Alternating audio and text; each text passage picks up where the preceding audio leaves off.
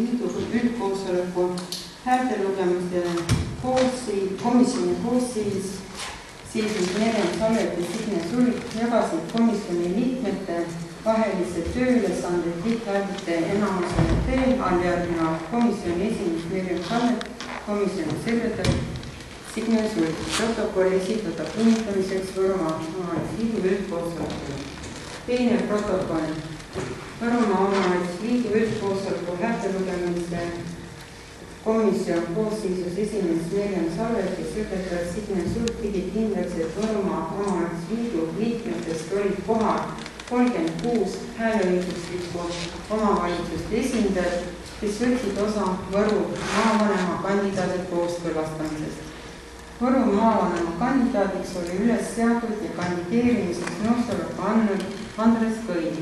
Kandidaadi nimi kanti valimissedelitele.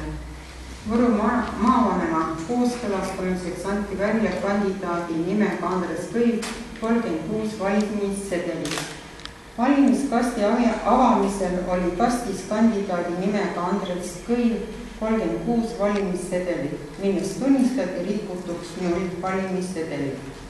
Salajase hääletamise tulemusena jagunesid kandidaadile hääled järgmised.